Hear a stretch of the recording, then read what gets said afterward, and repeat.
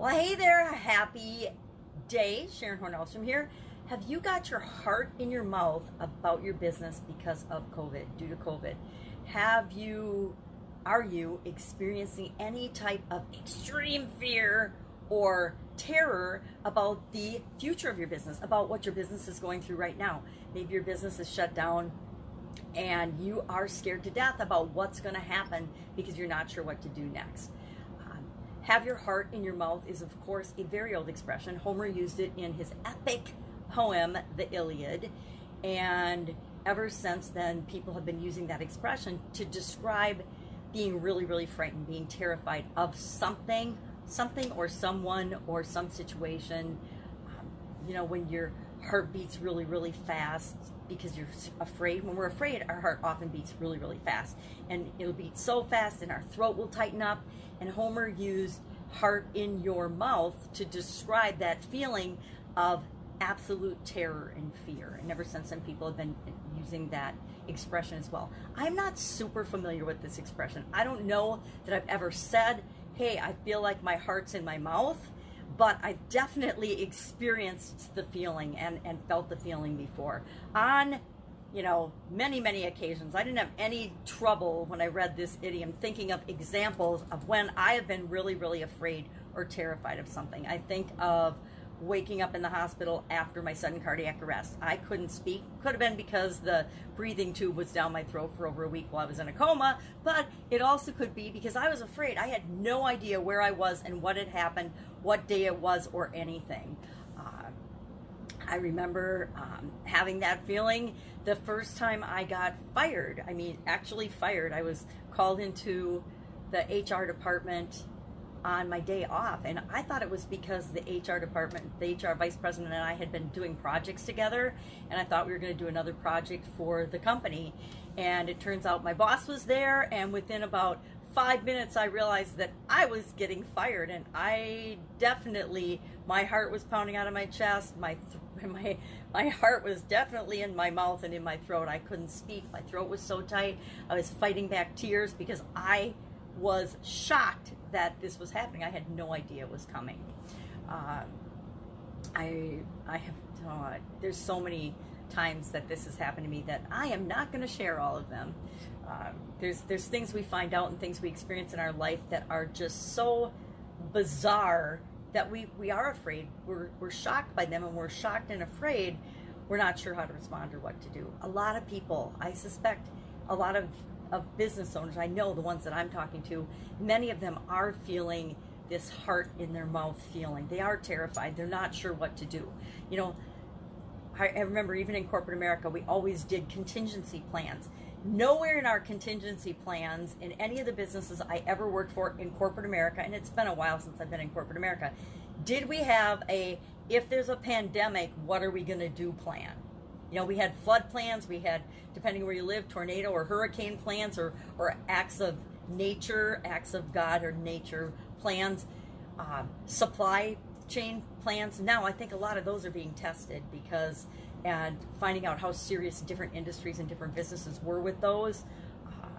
And if I think about my own businesses, I would have been prepared, but definitely not prepared to the extent I probably would have needed to be prepared. I would be running and pivoting just like everybody else right now, but not at a grand scale, because we did take our contingency planning seriously, and we did really, in the food manufacturing business, we had a lot of things and a lot of contingencies. And I actually experienced in the past where we lost suppliers and we lost vendors. So I always had, doubles and triples and quadruples of things, and bidding every year, and just systems and things in place to make sure we wouldn't be stuck when things happen. Now, like I said, with this pandemic, I suspect even we would have been scrambling and moving on the fly just like everyone else is through this. Fortunately for me, I've been online for a couple of years, so it's just been more of the same. I really haven't missed a beat. Changed a couple of things about messaging and how I respond and how I react to people and how I help them, and the problems that the people I work with and serve are having are different. It isn't how do I really massively grow and supersize my business, although a percentage of my clients are like that. There's a lot that are, my business is down, I'm scared to death, what do I do? And those are easy, because there's always things that we can be doing. So how do we respond? What do we do when we're afraid and we've got that heart in our mouth feeling and we're not sure what to do? I find the best thing to do in that, number one, is I breathe. I focus on my breathing, and I recommend that too, because we all need to breathe. Number two is I find someone to help. I find somebody that's got a problem, and we're all business owners, so we know that we're in the business of helping people solve problems. Guess what? All of the people that we have been serving or we want to serve have got more problems than they had in March, right? Do you find that most of the people you interact with feel like they have more problems or less problems than they did a month and a half ago, 2 months ago, or in March? Just weeks ago, right? It's just weeks ago now. Find somebody to help.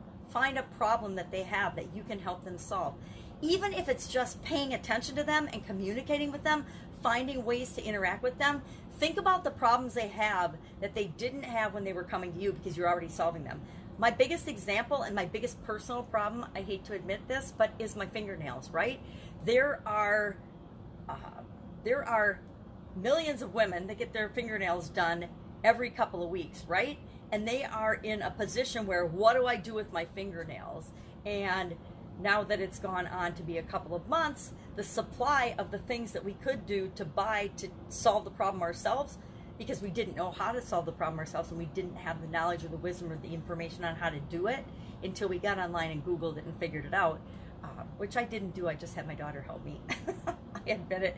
And now she's in Colorado, so I'm a month and a half into I need help. So I'll be figuring that out this weekend because I've got my granddaughter coming. But we figure it out, right? So we help someone. So there's always a way to help the people that you were helping before, or to find new ways to help people that you want to help, that you want to serve. Think of a problem or a situation or a solution that you figured out for yourself during this time. Just share it with other people. Just share the information with other people. That will immediately make you feel better about your current situation. And you will realize that you can do things, that you are capable, that this too, like everything else that you've experienced before, will pass and work out, and you and your business will be absolutely positively fine, if not better off than before we entered the pandemic. So, would love to know your experience with this terrified heart in your mouth feeling. Are you feeling that way? If you are and you need help, please ask. I'm actually starting a new free challenge on Monday called Get Up and Go to help business owners who are, we're all in different spots, right? Our situation is always unique and different, but to help you wherever you are to keep moving through this and make sure that you're better off after this pandemic and after this weird situation we're all experiencing than before we went into it, because you absolutely positively can do that.